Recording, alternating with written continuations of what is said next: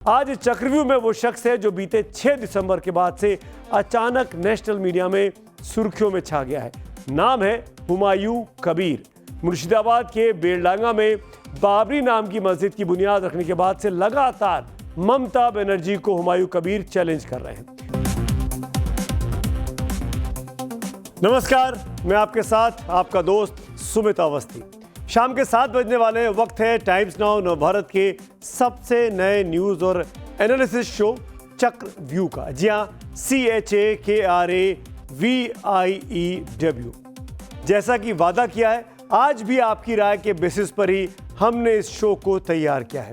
आज चक्रव्यूह में कौन घिरने वाला है, चक्रव्यूह के मेन्यू में क्या खास है, सबसे पहले वो आपके सामने पेश कर देते हैं और फिर बात करेंगे पब्लिक व्यू की, नतीजे क्या कहते हैं। तो आज की जो लीड स्टोरी है हमारे पास मेन्यू में, वो है नई बाबरी वाले हुमायूं कबीर जो आज चक्रव्यूह में घिर गए हैं। मस्जिद की बात करने वाले हुमायूं क्यों पीएम मोदी के मुरीद हो गए हैं, क्यों वो नमो नमो कर रहे हैं, आज इस खबर को विस्तार से इसकी सियासी तस्वीर आपको दिखाएंगे। आज की दूसरी खबर जो हमारे मेन्यू में है कि आज देश भर के कई नाइट क्लब्स भी हमारे चक्रव्यूह के घेरे में आए हैं, जहां नए साल के जश्न की तैयारियां जमकर चल रही हैं। लेकिन क्या इन होटलों और पब्स में आपके लिए सुरक्षा के इंतजाम हैं, क्योंकि कल कई लोग इस पे पार्टी कर रहे होंगे। पार्टी में जाने से पहले हमारी ये स्पेशल रिपोर्ट आज जरूर देखिएगा। देश भर के तमाम रिपोर्टर्स ने इसको तैयार किया है। तीसरी खबर जो आज हमारे मेन्यू में है, चक्रव्यूह में नफरत के खिलाफ नव भारत की मुहिम जारी है। जहां भी दिखेगी नफरत, वहां पर खड़ा मिलेगा नव भारत। आज भी कुछ ऐसी खबरें हैं जिनको आईना दिखाना बहुत ज़रूरी है। जो नफरत के पहरेदार हैं उनको एक्सपोज करना बहुत ज़रूरी है। और आज की चौथी खबर जो हमारे मेन्यू में है, रिकॉर्ड तोड़ ऊंचाई के बाद थोड़ा फिसल गया है सोना, लेकिन 2026 में सोना कितना रहेगा सोना। चक्रव्यूह में आज सोने पर कंप्लीट विश्लेषण भी आपको दिखाने वाले हैं। तो ये 4 स्टोरी अपने मेन्यू में आपके सामने पेश की और जनता ने वोटिंग के बाद साबित कर दिया है कि आखिरकार किस स्टोरी को वो लीड के तौर पर देखेंगे। तो पब्लिक व्यू के नतीजे देखते जो अलग अलग प्लेटफॉर्म पे मिले हैं। 10% वोट मिले सोने की चाल, सोना क्यों इतना सोना होता जा रहा है, इस पर बात करेंगे। 10% वोट इसको मिले। तीसरे नंबर पर कौन सी स्टोरी आई है वोटिंग में, नफरत की तलवार, इसको 14% लोग देखना चाहते हैं टाइम्स नाउ नवभारत पर। तीसरे नंबर पे कौन सी स्टोरी है, या फिर कहें पायदान नंबर 2 पे कौन सी स्टोरी है, तो वो है नाइट क्लब्स में खतरा। 25% लोग इस खबर को इंपॉर्टेंस के साथ देखना चाहते हैं। कल जश्न भी है, सबको अपनी सेहत की चिंता है। और 51% लोग हुमायूं कबीर को जानना चाहते हैं, आखिरकार क्यों वो प्रधानमंत्री मोदी के मुरीद हो गए, क्यों वो नमो नमो बोल रहे हैं। इस खबर को आज हम विस्तार से तफसील से आपके सामने दिखाते हैं। हमारे पास सोशल मीडिया के आपके सामने जो नतीजे आए सोशल मीडिया के, वो मैंने आपको दिखा दिया। आज चक्रव्यूह में वो शख्स है जो बीते 6 दिसंबर के बाद से अचानक नेशनल मीडिया में सुर्खियों में छा गया है। नाम है हुमायूं कबीर। मुर्शिदाबाद के बेलडांगा में बाबरी नाम की मस्जिद की बुनियाद रखने के बाद से लगातार ममता बनर्जी को हुमायूं कबीर चैलेंज कर रहे हैं। टीएमसी से जीतकर विधायक बने थे, लेकिन अब उन्हें ममता बनर्जी ने सस्पेंड कर दिया है। बीती 22 दिसंबर को हुमायूं कबीर ने अपनी नई पार्टी का ऐलान कर ममता दीदी की मुसीबतें बढ़ाने का भी एक तरीके से ऐलान कर दिया। नई पार्टी का नाम दिया है जनता उन्नयन पार्टी, यानी JUP। हुमायूं कबीर का दावा है कि उनकी पार्टी आगामी विधानसभा चुनाव में पश्चिम बंगाल की सभी सीटों पर चुनाव लड़ेगी और कम से कम 100 सीटें जीतकर किंग मेकर बनेगी। हम हुमायूं कबीर की डिटेल्स, पॉलिटिकल हिस्ट्री पर आज नहीं जा रहे हैं कि वो कैसे कांग्रेस से TMC से BJP और फिर उसके बाद वापस TMC से लौटे। हालांकि फिर से आपको बता दें कि TMC से फिलहाल वो सस्पेंडेड है। हम आज हुमायूं कबीर के प्रेजेंट और फ्यूचर की बात करेंगे, राजनीति की बात करेंगे, सियासत के भविष्य की बात करेंगे। दिखाएंगे हुमायूं कबीर खुद को पश्चिम बंगाल के किंग मेकर के तौर पर तो देखते हैं, दरअसल उन्होंने कितना अपनी कॉन्स्टिट्यूंसी की मेकिंग पर इन 5 सालों में ध्यान दिया है। क्योंकि हुमायूं कबीर की बात तो सब कर रहे हैं, पर हुमायूं कबीर के कामकाज की क्या समीक्षा है, यह आज आपको चक्रव्यूह के घेरे में देखने को मिलेगा। आज भरतपुर और हुमायूं कबीर के कामकाज का एक एक डिटेल आपको दिखाएंगे और उन्होंने पिछले 5 सालों में अपने इलाके में अपनी जनता के लिए कितना काम किया या नहीं किया, उसका राज आज चक्रव्यूह में खुलने वाला है। हुमायूं कबीर मुर्शिदाबाद के भरतपुर से विधायक हैं। जैसा कि ज़्यादातर लोगों को पता होगा, इलाके की आबादी करीब 3.5 लाख है, जिनमें 2.5 लाख वोटर हैं। भरतपुर में 63 स्कूल हैं, जबकि अलग अलग स्तर के 8 सरकारी अस्पताल या हेल्थ सेंटर भी इस इलाके में चलते हैं। ये डेटा इसलिए आपके लिए ज़रूरी है क्योंकि अब हम इस डेटा के ज़रिए हुमायूं कबीर के कामकाज का सर्वेक्षण करने वाले हैं। टाइम्स नाउ नवभारत की टीम ने भरतपुर पहुंचकर ऑन ग्राउंड उन तमाम चीज़ों का जायजा लिया जो जनता के लिए बुनियादी ज़रूरतें होती हैं। सबसे पहले आप भरतपुर के यानी हुमायूं कबीर के कॉन्स्टिट्यूंसी के सबसे बड़े सरकारी अस्पताल का ये हाल देखिए, आप समझ जाएंगे। इस वक्त हम भरतपुर के डीपीएचएससी में हैं, यानी कि district primary health care centre में हैं, और भरतपुर के डीपीएचएससी में क्या हाल है वो हम आपको दिखाएंगे। तस्वीरें क्या यहाँ की बयां करती हैं, कितना विकास हुआ है और स्वास्थ्य सुविधाएं को लेकर एमएलए फंड से क्या काम हुआ है, एमएलए ने क्या काम कराया है, हुमायूं कबीर ने क्या काम कराया है, उसकी भी तस्वीर हम आपको दिखाएंगे। ये आप देख रहे हैं, ये मेल वार्ड है, ये इमरजेंसी ऑब्जर्वेशन बेड है मेल का। और अगर आप अंदर आएंगे तस्वीरों में देखेंगे, देखिए किस तरीके से जो गंदगी का आडंबर है वो आपको यहाँ पर नजर आएगा। देखिए किस तरीके से यहाँ पर मेल वार्ड के ठीक बगल में ही आपको यहाँ पर गंदगी नजर आएगी। इसी तरीके से जो कूड़े हैं वो फेंके हुए हैं, जो शीट्स हैं वो देखिए यहाँ पर इस तरीके से फेंका हुआ है। ऐसा लग रहा है कि किसी ने यहाँ पर थूका हुआ है। और पूरा बेड देखिए, बेड में कितनी गंदगी यहाँ पर आपको नजर आएगी। यहाँ पर एक आरओ भी लगा है लोगों के लिए, लेकिन क्या ये आरओ काम करता है ये भी देखते हैं। ये देखिए, ये आरओ लगा हुआ है, लेकिन इस आरओ में ना तो पानी आता है ना ये आरओ काम करता है। ये एक छोटा सा सिंक लगा है, सिंक की हालत देखिए कितनी गंदगी है, गुटखा खाकर थूका हुआ है। इसके अलावा तमाम गंदगी जो है, काई आपको यहाँ पर जमा हुआ इस सिंक पर नजर आएगा। और ये डीपीएचएससी के हालात हैं, ये प्राइमरी हेल्थ केयर जो डिस्ट्रिक्ट का है, भरतपुर का है, उसके हालात है। और देखिए ये इस अवस्था में ये पूरा हॉस्पिटल ऑपरेट हो रहा है।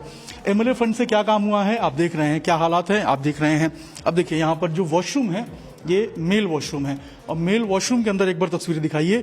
कोई अगर जाना भी चाहे तो शायद अंदर ना जाए, ऐसी अवस्था है, ऐसी कंडीशन है इस पूरे मेल वॉशरूम की। और इतनी गंदगी में लोग जो है वो यहाँ पर जाने को मजबूर हैं। और ये प्राइमरी हेल्थ सेंटर की तस्वीरें हैं, और देखिए कितनी गंदगी अवस्था में ये पूरा आपको जो मेल वॉशरूम है वो नजर आएगा। तो ये देखिए यहाँ पे जो ड्रिप लगाने के लिए जो पाइप लगाई जाती है, जो यहाँ पर रीडिंग लगाई जाती है, यहाँ पे देखिए कितनी गंदगी है, कितना यहाँ पर अगर पेशेंट आए ठीक होने के लिए तो ठीक होने के बजाय वो यहाँ पर बीमार हो जाए।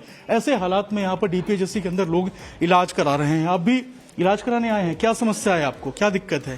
बुखार आया। हाँ। यहाँ तो इतनी गंदगी है, आप लोग को परेशानी नहीं होती है? गंदगी है कि लेकिन बोलने वाला कोई है नहीं, किसको बोलेंगे।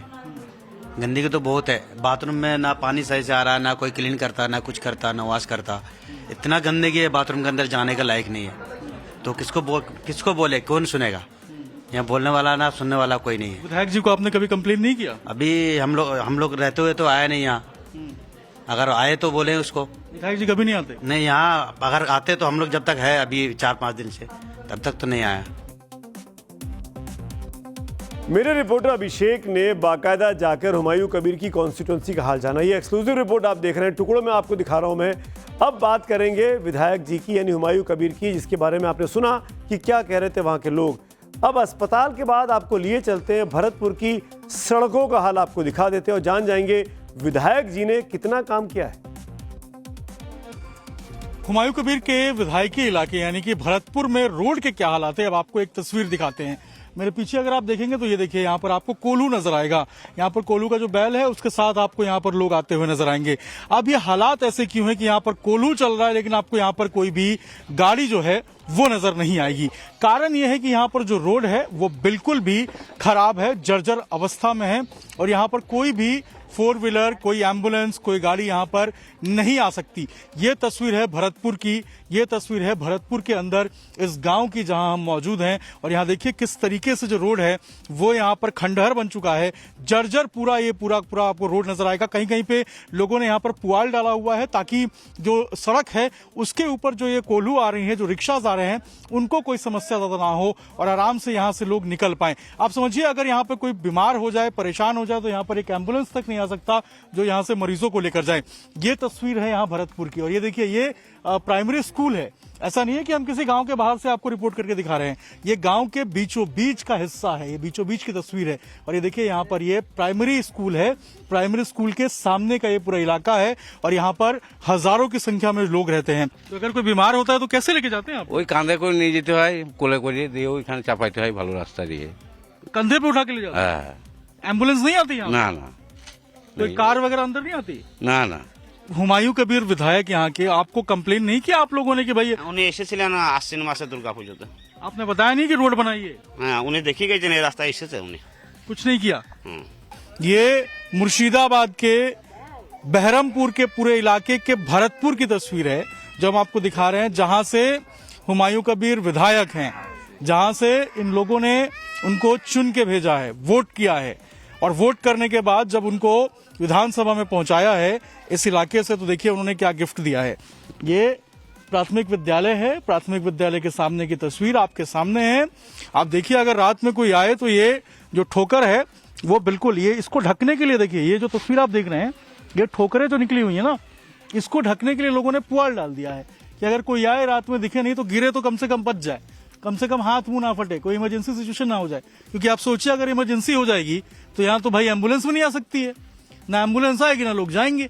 और यहाँ के पीएचसी का क्या हालात है वो तो आपको दिखाया मैंने, ये स्थिति है यहाँ की। आप हुमायूं कबीर किंग मेकर बनना चाहते हैं। हुमायूं कबीर को ये तमाम रिपोर्ट्स के ब्याह पर हम उनसे सवाल भी करेंगे। हुमायूं कबीर हमारे साथ जुड़ेंगे, हुमायूं कबीर से एक एक चीज़ के बारे में सवाल करूंगा। लेकिन एक बात बताएं हुमायूं कबीर पे जाने के पहले कि भरतपुर के लिए एक ब्रिज बनाने का वादा भी चुनाव के दौरान, पिछली बार 2021 के चुनाव के पहले हुमायूं कबीर ने किया था। लोहदहा इस जगह का नाम है।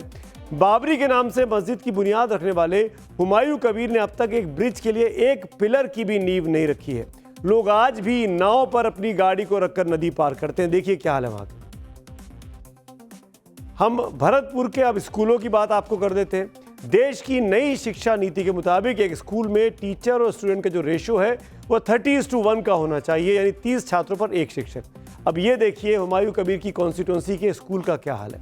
यहाँ पर भरतपुर के हाई स्कूल की स्थिति बहुत बड़ी अजीब है। 120 बच्चे एक साथ एक क्लास में पढ़ रहे हैं और उनके बीच में एक टीचर है, यानी पूरे रेशो का जो हिसाब किताब होना चाहिए पूरी तरीके से गड़बड़ाया हुआ है। कोई व्यवस्था स्कूल में नजर नहीं आती है, इंफ्रास्ट्रक्चर ना के बराबर है। ये तमाम चीज़ें आप देख पा रहे हैं हुमायूं कबीर की कॉन्स्टिट्यूंसी भरतपुर की, जिसके बहाने वो बंगाल को बदलने की बात कर रहे हैं। नवभारत की टीम ने भरतपुर में वाटर सप्लाई की हालत भी देखी। पता चला कि हुमायूं कबीर ने एमएलए फंड से वाटर एटीएम चालू करवाया था। हमारी टीम वहां गई चेक करने के लिए, तो पता चला कि उद्घाटन के बाद से ही ये वाटर एटीएम बंद पड़ा है। हमारे साथ अब खुद हुमायूं कबीर, जैसा कि मैंने आपको कहा, इस वक्त जुड़ रहे हैं। हुमायूं कबीर से सीधे पूछते हैं उनकी कॉन्स्टिट्यूंसी का इतना बुरा हाल क्यों दिखाई दे रहा है। दादा, हमारे सहयोगी अभिषेक ने आपकी कॉन्स्टिट्यूंसी भरतपुर का दौरा किया है। जो बुनियादी ज़रूरतें की चीज़ें सब जगह जाके देखा, कुल मिलाकर केवल और केवल अव्यवस्था दिखाई देती है। सब कुछ बुरे हाल में, अस्पताल, सड़क, स्कूल, सब कुछ।